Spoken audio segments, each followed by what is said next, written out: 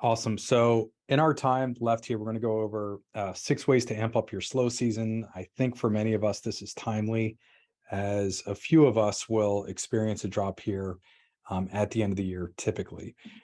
So does this look familiar for many of us, especially the 50% plus of us that are solo practitioner practice owners?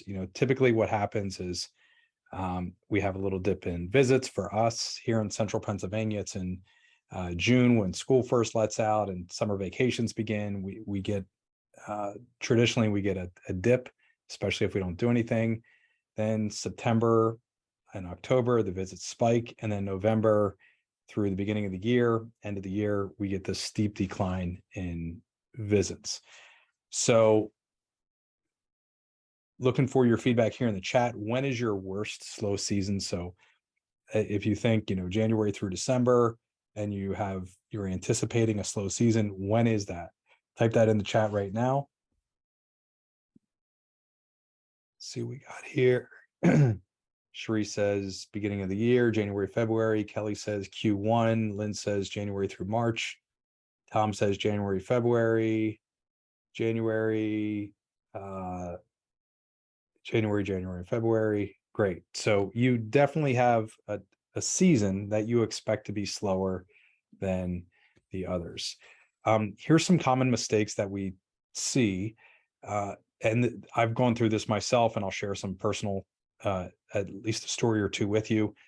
The first one is we accept that the slow season it's just a given, right? There's nothing we can do. We're completely helpless, apathetic. The next one is it's just status quo. We're anticipating this, and maybe we even downsize our staff or team or something like that. We do less marketing. I found myself guilty of this, especially first few years in private practice. And the other one is we fail to recognize the assets we have at our disposal, including our patient list. So for us, historically, we noticed, so I opened in 2003, and we noticed every fourth quarter, especially Thanksgiving through the end of the year, the holiday season, we actually verbalized it. I heard myself thinking this, or saying it. I heard my team members say it, but nobody wants to come in during the holidays. We even had a marketing person say it. She's no longer with us. Don't worry about that. Probably the most difficult termination that I ever had to go through was that. And but here's some of what happened in 2007.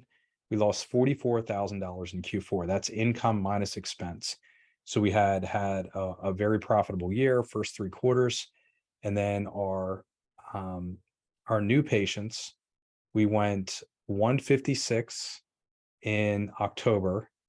We went down to 104 in November, and we hit 66 in December. So we literally had a 60-70% drop in new patients from October to December. And when we went back and looked at it, what we noticed, and the reason that we had to let the marketing person go, is they literally shut down all of our marketing. And as we were looking at this, and I had asked, well, what about, our patient newsletter? What about our physician newsletter? What about all these other advertisements that we're doing? What happened here? And she literally said, nobody wants to come in at this time.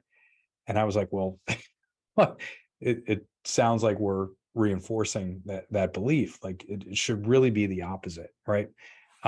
So absolutely decimated the decline. You would have thought that we learned our lesson. 2 years later, in the fourth quarter of 2009, we lost nearly $100,000.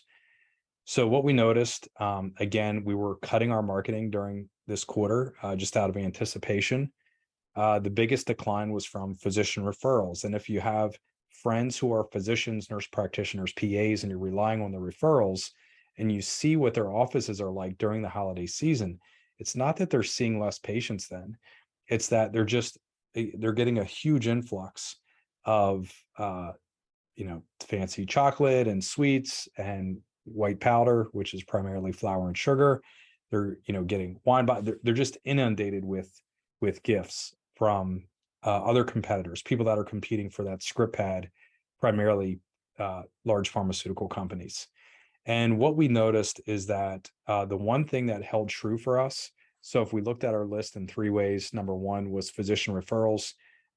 Number two was past patients coming in and being reactivated, or word of mouth referrals from our past patient list. And number three was cold traffic. The one that stayed the same, that held true through the end of the year, was past patients being reactivated and word of mouth referrals from our past patient list. So we saw that as an opportunity. And what we decided is to double down on our past patient marketing, because it's very difficult. There's this idea called blue ocean strategy, which is we want to be competing where others are not, right? So very difficult for us to compete with the budgets, the efforts, the attempts, the resources of big pharma, right, with physicians. So we stopped doing that. We didn't want to compete there, especially during that time of year. Right on cue, there's a fire alarm in the background. Hopefully that isn't messing us up too much. In terms of going to the cold public, it's the busiest season of year for advertisers, right? So Target and Kohl's and all the other major retailers, Hobby Lobby, et cetera, they're ramping up their advertising then. So we don't really want to try to compete there. We want to go where there's blue ocean, right? Where there's not a lot of competition. And that was in our patient list, which we had already deemed was a winner. So what we did is we doubled down on our past patient marketing. And we created in 2011 this campaign called The Greatest Promotion Ever. And right now, literally, we're going through this process again. We're still using this campaign 11 years later, and we run it in all of our offices. Presently today, we have 6 offices. Soon, we're about to open a 7th office, and we run this at this time of year. We also run a very similar campaign in June. And what it does is it gives us this huge burst of new patients from our past patient list right before our anticipated slow season. So here's how we do it. Number one, identify your slow season. Many of you have already identified that. You just did it in the chat, right? And what you want to do is think about when that slow season is. And what you want to do is plan your promotion immediately before that. So for us, it's Thanksgiving. So for us, we're doing a campaign throughout the month of October, and we actually have an event the first week in November every year. Same thing for mid-late June is a slow season for us. We run a promotion the entire month of May, and we have an event in the beginning of June. So how do you do it? You connect with your past patients via the channels that you're using. So we use email, direct mail, social media, texting, whatever you plan on doing it. Then use all the media channels that you have available to communicate with your past and present patient list. The next step is, again, we host an event, which is the easiest thing to do. And by the way, if you have questions on this, just you can type them in the Q&A and we'll hopefully have time to answer some of them. So again, we run this Greatest Promotion Ever campaign. I wrote about this and shared about it in Killer Marketing Secrets, the book. We have blog posts about it on the getbreakthrough.com site, resources there. I've talked about it on the podcast, etc. So what we do, I'm at our main office right now in Harrisburg. We have right now 6 DPTs available on this day for us this year. So we'll open up 10 slots per DPT, per clinician, and we'll end up seeing 60 free screens, free assessments, whatever you want to call them, for our past patient list on that day. The first year that we did it, we had 70 slots available, and we ended up seeing 68 patients and getting over 40 plans of care out of that. So, how do we promote that? Well, the first thing we do is we send an email. And in that month, in the month leading up to it, so this month here in October, we will send 2 email campaigns. We always open with a single question email 6 weeks before the event, and then we follow up with the GPE email campaign. And again, these are within the Breakthrough email system. Yeah, so the upper right-hand corner, they're the two emails that I talked about earlier in the second session today. Can't believe you can't hear that. The other thing that we do here is we promote the campaign via direct mail. And I actually just grabbed this. So this is our patient newsletter that goes out. And if you open this up, we have this, which is our promotion for the event. So we do a 4-page folded newsletter. It's called a 4-page tab with an insert. And we send that out to our entire list. There's something on this page that I just want to clarify, which is every door direct mail. We do not promote the GPE to the general public. It just doesn't make sense, right? So we don't promote a day of free exams to the general public via a mailer. Just wanted to clarify that. The next thing that we do is we promote the campaign with online advertising as well, especially organic social, right? So Facebook, Instagram, Google, YouTube, etc. Any media platform that you're on will promote that we're having a day of free exams. However you communicate with your patients via social, we'll do that as well.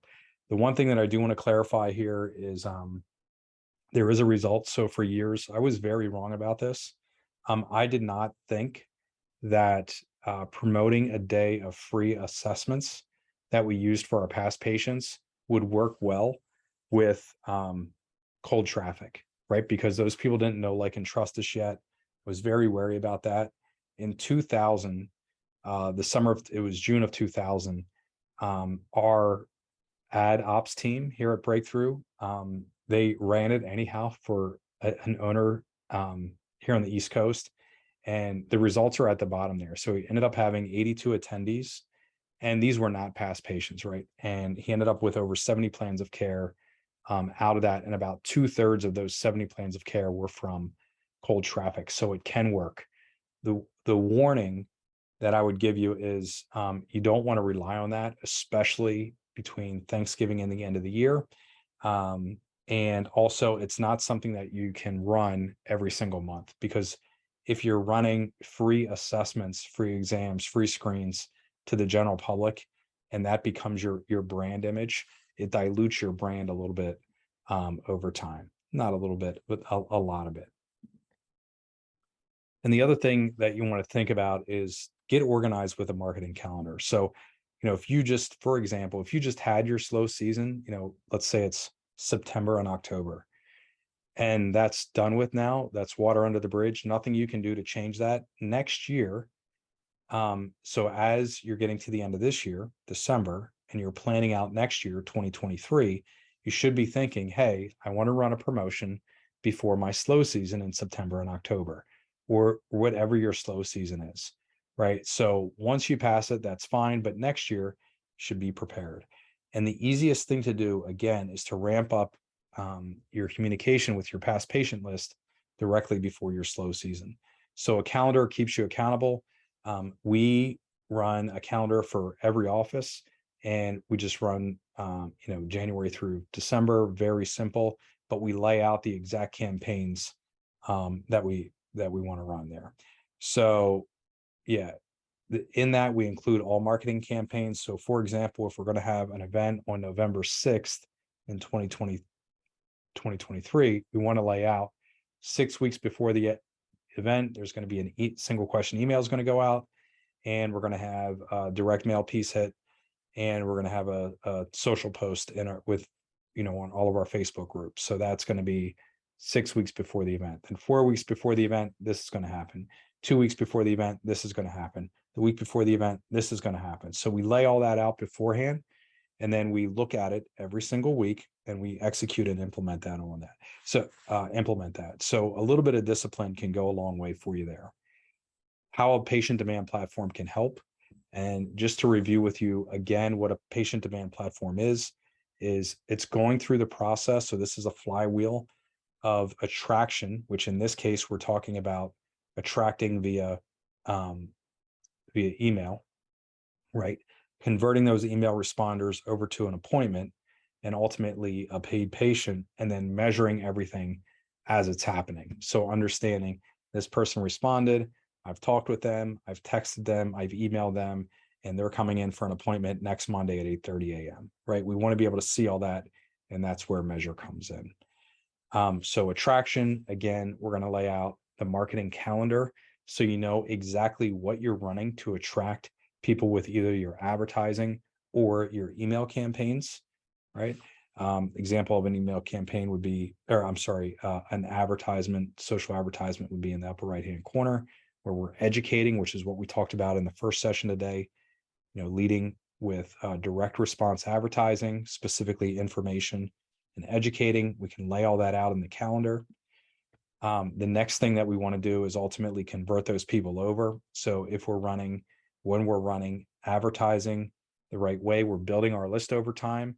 Some of those people are going to be ready to convert and schedule an appointment immediately. Others are going to take more nurturing. So we're nurturing, delivering value to our list over time. And then ultimately people that are interacting with our list, we're providing offers to so they can schedule an appointment. And we're converting them over to paying patients over time. And then finally, we're measuring everything that happens. So, we ran this campaign on Facebook, we ran this campaign in Google, we ran this campaign on TikTok, we ran this campaign via direct mail or a print ad, we ran this campaign with email, and here's what happened out of that. And we can measure all of that via the breakthrough system where we get a dashboard to look at everything that's going on and coordinating all of our marketing efforts in one place. The other thing that we can see is as patients phase through, so as they go from ad responder to somebody that we've talked with on the phone to somebody that's either attended an event or attended an assessment or an IE to becoming a paying patient, whether in a plan of care, to graduating and ultimately being reactivated, we can watch them through every step of the way with the measurement tools that we have at Breakthrough. If you're interested in learning how Breakthrough can help you get consistent patient visits year round and how you can overcome your slow season with the tools and the toolbox that we've developed here, which are extremely powerful. Again, what you can do is there's a poll that popped up on your screen there. If you're interested, just click yes. When you do so, our team will get in touch with you and they will show you what this can look like in your practice. And I know we have a minute or two here. We can answer any questions that you have on the typical slow season.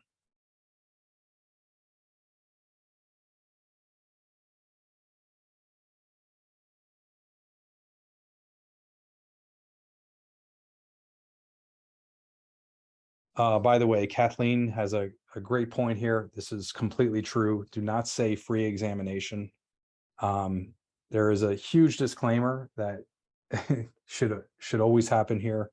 But you need to know your practice act, stay compliant with the insurance regulations, your state practice act, any federal laws, etc.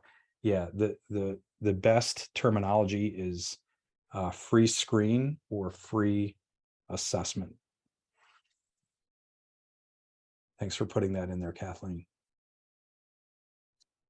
And then we have a question from Carlos as well. Would you ever have your event on a weekend or a weekday for workshops? Sure. Yeah, I mean, you should test it. We typically do Tuesday mornings for an exam day for our past patients. Just that's how it works best for us. For our workshops, we will do Tuesday, Wednesday, Thursday evenings. For years, I did a Saturday morning, and I would do it at a specific time because I think it was 11:15, because I did a 2x2, which is a gymnastics class with my daughter at like 9 o'clock. And so I would go to gymnastics class with my daughter, which was a parent side by side, and then I would go in and do the workshop. So yeah, test it, figure out what works best, and then continue to do that in the future. Amazing. So Misty asked, and this is more of a note for Andrea. I believe you're still on. They're asking if there's any possibility if we're going to do a training on how to better understand the analytics of SMS or social media and Google. If we have anything coming up, Andrea, would you drop that in the chat? If not, Misty, that's something we'll put onto our content board so that we can look at getting something along those lines schedule. We do have a question from Charisse. Do people have to schedule for the day of free exams, or do you have them just showing up? They have to schedule.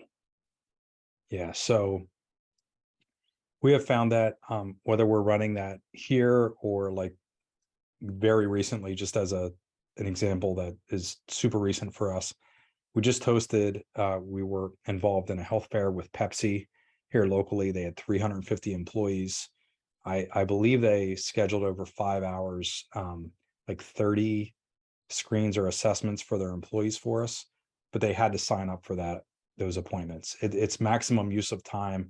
If we just have therapists, clinicians hanging around waiting for people to drop in, that's a disaster for us. So they have to call in and schedule. Great questions, Charisse. Awesome. Do want to let everyone know that we also have Carl on with us for about 10 more minutes. So if you have any questions for Carl, make sure you get them in now. We do have a question over here from Kathleen. She says, great content, Chad. Thanks. What do you think the benefit of having Breakthrough do these marketing items for a practice versus having a local agency do it? They're in the market, but not sure which way to go. I don't know what that means. What's I can the help. Yeah. Okay, great. Yep. So if you're looking the difference between us and a local agency or any other agency, the big difference, there's several, but the biggest is that we know the PT market and the chiropractic market really well. We're spending more in advertising in those markets than anybody else out there. Close to $500,000 a month on Facebook alone in advertising. So we have a lot of data and are able to get really good results out of the gates because we have a lot of stuff already set up that we know works. But arguably the biggest advantage is the software. So the software, that we've developed a patient demand platform. We believe that every practice needs to, start a patient demand program, whether you're using us or not. But if you're not using us, you need a lot of different pieces of software to get this right, to have the tools you need to attract patients and to advertise, to convert them, and to be able to measure the results so that you know what's working and what's not, so that you know what to turn on and turn up and turn off and turn down, and keep track of that and hold it accountable over time. So, our vision for the future with this, with our software, is to really make it, the place where all the marketing activities are done and simple. And that's the key thing, practices, whether you're big or small, you struggle mostly when it comes to marketing with the same thing, which is just a lack of time. A lack of time to get it done, and a lack of time to do it consistently so that you can get that consistent growth, let alone, figuring out all the challenges that are out there. So we just try to make it really easy. And, it's built for the market. So that's the difference, I would say. Yeah, I can contribute now. So before Carl, BC, I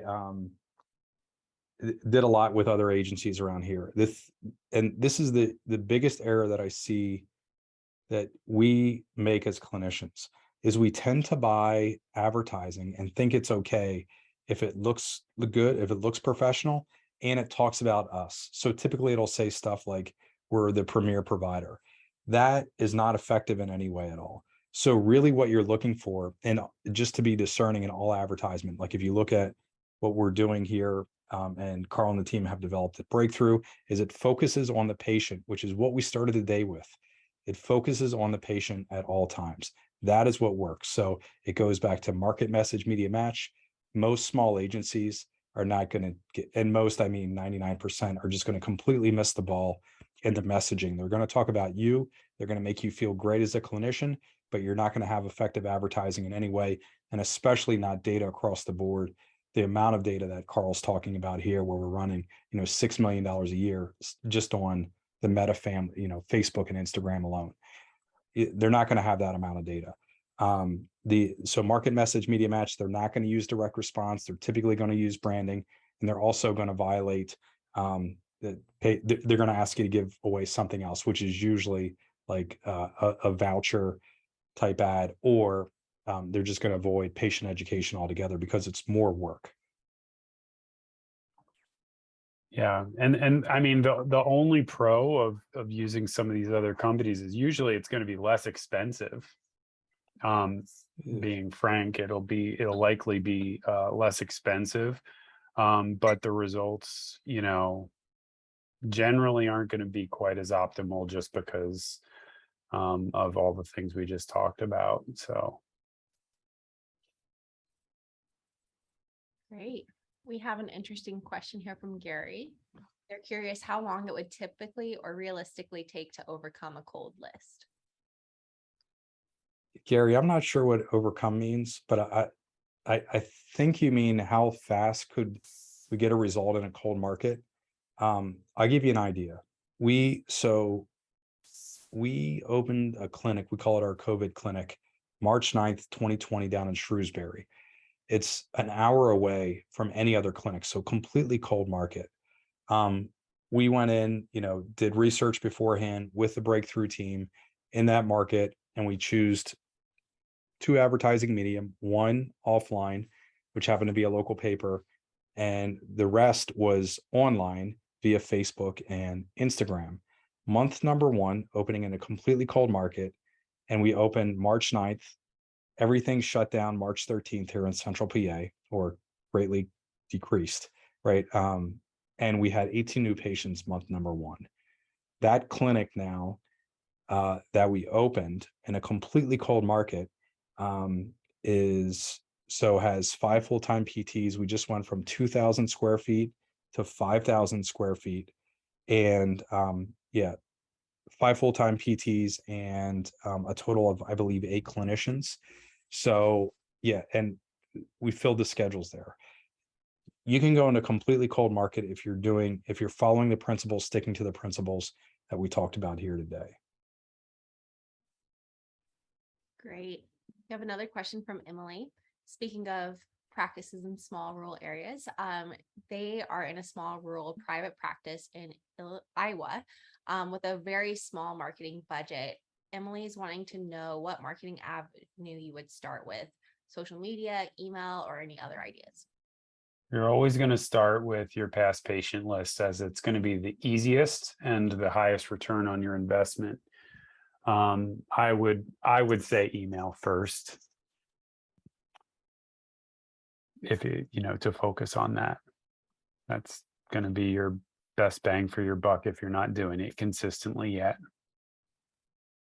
Second. Yeah. She says thank you. If you guys have any other questions for Chad or Carl, we have a couple minutes left. Feel free to put them in the Q&A or drop them in the chat, and we'll make sure that they get answered.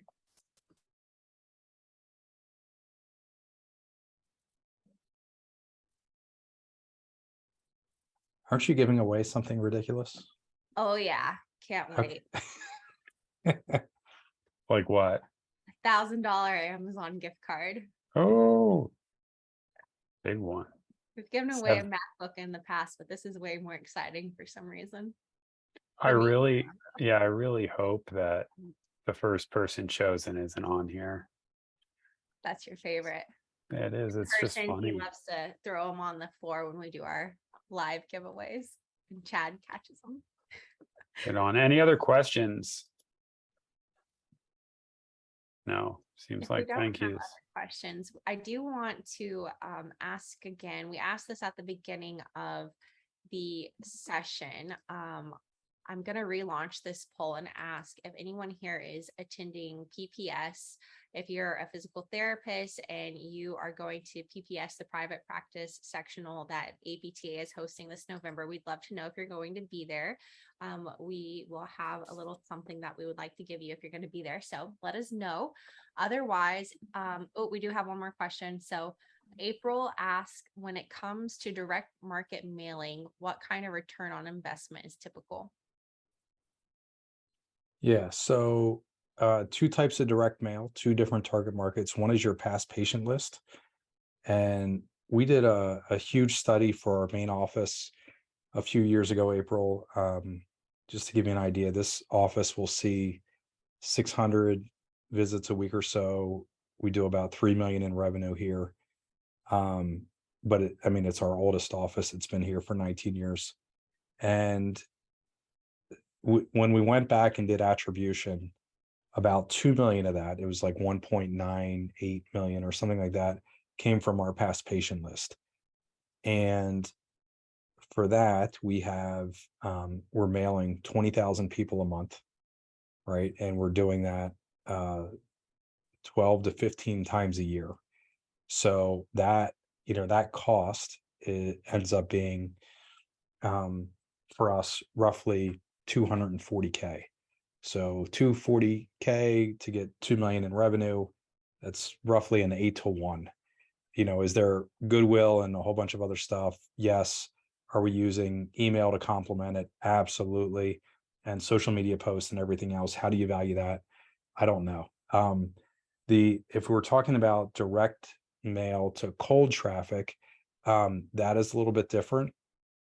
We look for 1-to-1 in the beginning. So if we're going into a new marketplace and we're doing direct mail, in the beginning, we'll start with 1-to-1, and then we try to get smarter as we go along. So, it's always great if you can get a 10-to-1. That's really tough to do with cold market. It's much easier to do with your past patient list.